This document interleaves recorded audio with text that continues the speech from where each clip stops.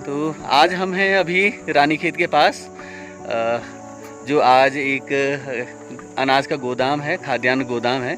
लेकिन एक दौर में ये एक डिग्री कॉलेज हुआ करता था, अच्छा खासा डिग्री कॉलेज। मेरे ख्याल से 70 और 80 के बीच के दौर का ये डिग्री कॉलेज था।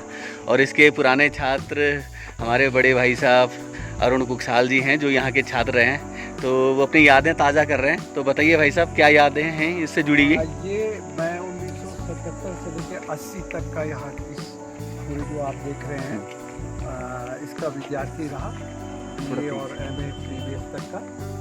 और इस जो ये तो कहेंगे खंडहर के रूप में इसका बड़ा वैभवशाली इतिहास था। और अंग्रेज़ों के समय में उन्होंने एक खूबसूरत डाक बंगला यहाँ पे बनाया था। इसके साथ में देखते हैं ये आउट हाउस और तमाम तरह की वो थी। लेकिन जैसे ही अंग्रेज लोग यहाँ से गए तो कुछ समय तक तो ये जिला पंचायत के अधीन रहा, उनका डाक बंगला रहा। और जब ये डिग्री कॉलेज बना लगभग 73-74 के करीब, जब यूनिवर्सिटी बनी और उसके बाद ये डिग्री कॉलेज बना, तो उस समय बड़ी रौनक हुआ करती थी। बड़े यहाँ की जो उच्च शिक्षा का सबसे पहला वो रहा। और उसके बाद जब 81-82 में ये डिग्री कॉलेज चिड़ियाडोला में शिफ्ट हुआ होगा, तो हमारे जो हुक्मरान हैं और हमारा प्रशासन है या हमारे नीति नियंता हैं, उन्होंने इसको एक राशन के गोदाम में तब्दील कर। बेहतर होता कि इसका और उपयोग करते और किसी पढ़ाई लिखाई के काम में, लाइब्रेरी में या किसी और चीज़ों में, गेस्ट हाउस के रूप में ही करते।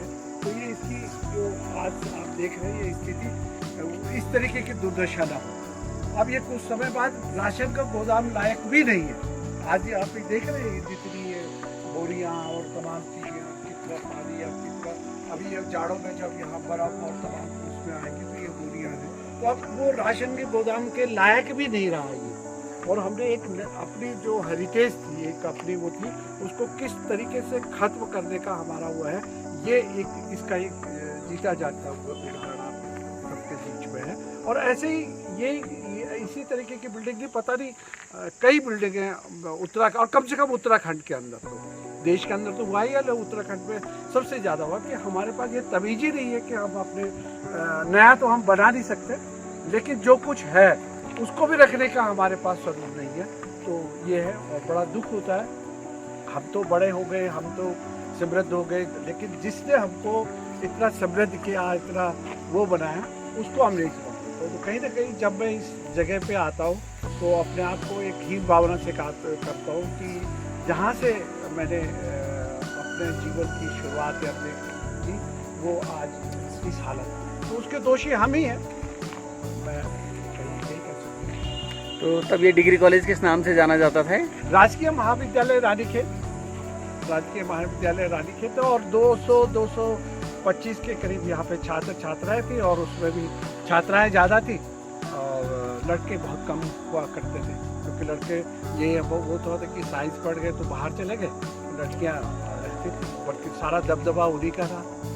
तो आज आप तो पौड़ी के रहने वाले हैं, तो पौड़ी से माने गढ़वाल से कुमाऊं कैसे आना हुआ आपका? यहाँ पढ़ने का कैसे सिलसिला शुरू हुआ? देखिए, मेरे तो ये, क्योंकि फादर सरकारी नौकरी में थे, वो सप्लाई इंस्पेक्टर थे, तो उनका ट्रांसफ़र होते रहते थे हर 2 साल में। जैसे ये भी एक पक्ष है, उस समय लोगों के सरकारी दौर में स्थानांतरण होते तो बड़े स्वाभाविक तरीके से वो लोग लेते थे। आज जब स्थानांतरण होता है तो आदमी किस तरीके से सुविधाओं के होते हैं। तो फादर टिहरी में थे, वहाँ से अल्मोड़ा आए। अल्मोड़ा जब ट्रांसफ़र हुआ तो मुझे ये कहा गया कि आप रानीखेत, क्योंकि रानीखेत मेरे बड़े भाई साहब थे हॉर्टिकल्चर में, तो फिर मैं यहाँ पढ़ा। इंटरेस्टिंग बात यह है कि जब मेरे भाई साहब ने जिस दिन कहा कि जा तू डिग्री कॉलेज में एडमिशन लेने गया, तो मैं यहाँ पे आया दरवाजे तक, तो फिर वापस चला गया कि मुझे लगा कि डिग्री कॉलेज तो है ही नहीं। तो मैं जब वापस घर पे गया तो भाई साहब और भाभी को बताया कि वहाँ तो था ही नहीं डिग्री कॉलेज। उन्होंने कहा, अरे बेवकूफ़, क्यों नहीं था वहाँ तो डिग्री कॉलेज? मैंने कहा, वहाँ लड़कियों का कॉलेज ज़रूर था, क्योंकि वहाँ सारी लड़कियाँ दिख रही थी। तो मेरे दिमाग में तो ये, मैंने सोचा अब क्योंकि लड़कियों का कॉलेज है तो स्वाभाविक है कि गर्दन नीचे होगी। और वैसे ही मैं टिहरी से आया हुआ था। रानीखेत एक एडवांस और टिहरी के पुरानी टिहरी के मुकाबले तो बहुत ही मतलब आधुनिक था। तो मैं सोचा कि लड़कियों का कॉलेज है भाई, मेरी हिम्मत इतनी भी नहीं हुई कि जो उसके बोर्ड को पढ़ सकूं, तो मैं वापस चला गया। फिर जब मैं गया तो फिर दूसरे दिन फिर कोई गढ़वाल से ही थी, वो यहीं कॉलेज में पढ़ती, वो वही लाइक ही सब हुआ। तो पहले तो ये डिसाइड वो मेरे को लगा कि अब पढ़ना ही नहीं है, क्योंकि जिसमें लड़कियां ज़्यादा हैं वहाँ पढ़ने में तो बड़ी दिक्कत होगी, लेकिन विकल्प था नहीं, घर पे यही था कि नहीं आप वही पढ़ना। तो उस दौर में कौन कौन से विषय ज़्यादातर होते थे डिग्री कॉलेज में? या ज़्यादातर विषय तो वही इकोनॉमिक, पॉलिटिकल साइंस और सोशोलॉजी, इंग्लिश, हिंदी, वो तमाम चीज़ें होती। तो आप यहाँ पे किस विषय के छात्र थे? क्या मैं इकोनॉमिक्स, इंग्लिश और पॉलिटिकल साइंस। इसमें भी एक इंटरेस्टिंग बात है कि जब मैंने एडमिशन लिया तो सबसे पहली क्लास जो थी इंग्लिश की थी, तो मुझे एक दिमाग में था कि यार अंग्रेजी में तो लड़कियाँ कम होंगी। तो ये जहाँ पे गाड़ी खड़ी है, यहाँ पे 3 शर्ट में एक वो था, 3 शर्ट बना था, उसमें इंग्लिश की क्लास होती। तो मैं जैसे क्लासरूम में जाने को हुआ तो वहाँ देखा कि 8-9 लड़कियाँ पहले से ही है, और मोहन सिंह कार्की जी बाद में प्रिंसिपल हुए और वो इंग्लिश के होते हैं, बड़े गोरे चिट्टे और बहुत बुजुर्ग होते हैं। तो जैसे मैं आया तो उन्होंने कहा कि ये बड़ी खुशी हुआ है कि हमारा नया मतलब इसमें क्लास में एक लड़का भी होता। तो मेरे लिए तो फिर वो तो बहुत ही बड़ी वो दुर्घटना थी एक तरीके से, है, क्योंकि उसमें कोई रखे थे ही नहीं उस टाइम पे। वो है बाद में आप इकलौते थे, मैं इकलौता उस। तो ये भी एक बड़ी। आप उस दौर के किन शिक्षकों को याद करना चाहते हैं, या कौन कौन से शिक्षक? देखिए पीसी पांडे जी जो थे उस समय सीपीआई थे, तो वो थे उस समय। एक हमारे हिस्ट्री के प्रोफेसर हुआ करते थे, जिनको मामू कहते थे, पांडे जोशी जी थे वैसे वो, लेकिन मामू के वो अनमेरिड थे। तो उनका एक तरीके से आतंक जैसा भी हम रखते हैं, कारण मामू जी कहीं दिखाई दे तो सब लोग दाएं बाएं छुप जाते थे। तो मामू का हम बड़ी इज्जत भी करते थे, और मेरी हिस्ट्री नहीं थी, लेकिन फिर भी ये वाला पोर्शन है, तो मैं उनसे परमिशन लेकर के कि मैं हिस्ट्री करूँगा। तो मैं हिस्ट्री ना होते हुए भी उनकी क्लास में बैठता था, और वो इतने ज़्यादा छात्रों में, भले ही छात्र उनका सम्मान करते थे, लेकिन बहुत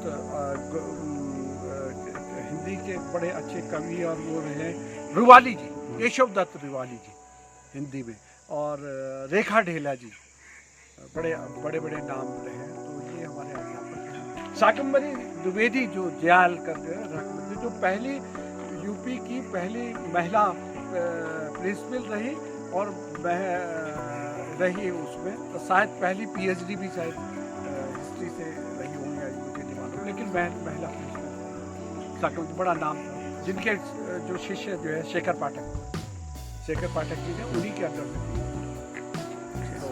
तो बड़ा वो रहता। अब आज आप यहाँ पे खड़े हैं तो उन सबको याद कर रहे हैं, उन सबको प्रणाम कर रहे हैं। उसमें ज़्यादातर तो ऊपर चलेंगे। भविष्य में कैसा देखना चाहते हैं आप इस जगह को? अगर अब भविष्य आपको जिम्मेदारी दे दी जाए इसका इसको, भविष्य क्या है? जब ये बिल्कुल खत्म होगा तब नया बनेगा, लेकिन मुझे लगता है नहीं, क्योंकि अब ये कुछ समय बाद मुझे नहीं लगता है कि 2, 4, 5 साल बाद ये गोदाम लायक भी ये जगह, क्योंकि तब तक तो ये पूरे खत्म। लेकिन बेहतर होता है उस समय, अगर थोड़ा अभी भी है, अगर ये गोदाम को करके इसको बनाते तो और भी उपयोग हो सकते थे। नहीं हो सकता था, किसी को रहने को दे देते तो शायद ये बच जाता। आप देखिए ना, इस समय ये इतना ऐसा दिख रहा, इतना खूबसूरती में रहा होगा ये पूरे इसमें, सारी चीज़ें हैं। ये आउट हाउसेस थे जिसमें उनके डॉक्टर रहते होंगे, जो आप कह रहे हैं कि वहाँ पे टेलीफोन की व्यवस्था हो सकता है, वो ऑफिस टाइप का। तो ये आपके साथ के जो और साथी रहे होंगे, आपके साथ पढ़ने वाले, उनमें से कौन के जो साथी हैं, ये शाम को आपके माध्यम से इसको देखिए। तो हमारा एक एल्युमिनाई ग्रुप है कि जो इस जगह से जो पढ़े हुए हैं, हमने उनको नहीं, जो चिड़िया डॉलर में पढ़ते डिग्री को, उनको अपना जूनियर समझ के, तो उसी का एक ग्रुप हम लोगों ने बनाया है जो यहाँ से पढ़ते हैं। तो उनमें कुछ नाम याद हो आप बताइए, उन दोस्तों को भी उन दोस्तों को याद करिए आप। मैं नैनीताल गया तो उन सबके यही मैसेज देते थे। आनंद बेलवाल जी हो गए, राजेंद्र पांडे जी हो गए, सुभाष टमटा जी हो गए, वसंत कुमार हो गए, बहुत सारे मित्र हैं। तो वो उम्मीद आप शाम तक ये सब देखेंगे क्योंकि उनको लगेगा। आपने कहा कि ज़्यादातर लड़कियाँ थी, तो आप लड़कियों में भी जो आपकी मित्रता है? बिल्कुल अभी तक है, उस ग्रुप से जुड़ी हैं हमारे कई मित्र हैं जो उनके नाम? दया बुडलाकोटी जी शाम को देखेंगे, आशा जोशी जी शाम को वो देखेंगे, और भी तो उन सभी दोस्तों को आप याद करिए कि आपके याद क्या, हमारी तो बातचीत होती हाँ। रहती है लेकिन ये बात जरूर है कि ये इस बात का दुख। चलिए, इस बहाने आपके इन स्मृतियों के सहारे हम भी इसका इतिहास जान पाए और इसका जो भी समृद्ध इतिहास रहा। रानीखेत जैसी जगह हमारे उत्तराखंड में बहुत कम है, और क्योंकि जैसे रानीखेत है जिसका अपना एक पूरा इतिहास और बड़ा वो रहा है, उसको हम नहीं संभाल पाए हैं। और ये यही नहीं, और जगह भी ये चीज़ें आप हुई है कि जिसकी जो हमारी चीज़ें, नैनीताल को देख लीजिए, आप मसूरी को देख लीजिए, आप तमाम जितने अंग्रेजों ने जितने जगह और बसाए थे उनको हम कायदे से उसको वो नहीं कर पाए। तो आप ताज्जुब करेंगे कि ये बिल्डिंग अभी है और यहाँ पे एक दूसरी बिल्डिंग, तो वो तो ख़त्म हो गई जो बाद में बनी, और जो पुरानी अभी भी वो है, ये तो हमने मतलब एक तरीके से हत्या की है, एक नेचुरल डेथ नहीं हुई है इस बिल्डिंग की, एक तरीके से तो मारा गया, जो आपने उसका कोई वो नहीं है, फैसला नहीं है। तो आपके बहाने हमने भी इसको जाना, इसकी स्मृतियों में हमने भी आपके साथ यात्रा की। इसके लिए आपका बहुत बहुत शुक्रिया कि आपने हमको यहाँ पे आने का मौका दिया। तो मैं अब ये दिखाना चाहता हूँ जिसको कुकसाल जी बता रहे हैं कि देखिए कि आने वाले समय में क्लास यहाँ पे ये देखिए, हम लोग यहाँ पे कहीं सोशोलॉजी, इकोनॉमिक्स, अलग अलग क्लास, उधर प्रिंसिपल रूम था सबसे पौधे पे तमाम चीज़ें। अब जहाँ 100-200 छात्र छात्राएँ युवा वो थी, यहाँ हमारे तमाम चीज़ें। तो जैसा कि कुकसाल जी अपनी वेदना वो बता रहे हैं, तो आप देख सकते हैं वास्तव में इसका जो स्थापत्य है, इसकी जो बनावट है, कितनी शानदार और कितनी मजबूत किस्म की आज भी है। और साथ में जैसे कि कुकसाल जी ये भी बता रहे हैं कि उसके बाद एक नई बिल्डिंग बनी थी, तो उसका आज यहाँ पे नामो निशान नहीं है, लेकिन जो उस दौर में थी, जो सबसे पुरानी बिल्डिंग है, ये बनावट, इसकी खूबसूरती, इसका जो एक एस्थेटिक सेंस है और जो इसकी कलात्मक जो इसका पक्ष है, आज भी बहुत ही शानदार तरीके से ये अपने इतिहास को दर्शाता है। लेकिन सही बात है, जैसे कि कुकसाल जी कह रहे हैं, इसका उपयोग किसी और तरीके से हो सकता था, किसी और रूप में भी हो सकता था, लेकिन जो नहीं हो सका तो ये हम लोगों के लिए भी सोचनीय है। और हम अपने समृद्ध इतिहास को और अपनी जो हेरिटेज है उसके प्रति हम कितना गैर जिम्मेदार हैं और कितना संवेदनहीन हैं, तो ये आप देख सकते हैं। तो इस तरह की यात्राएं जारी रहेंगी। शुक्रिया।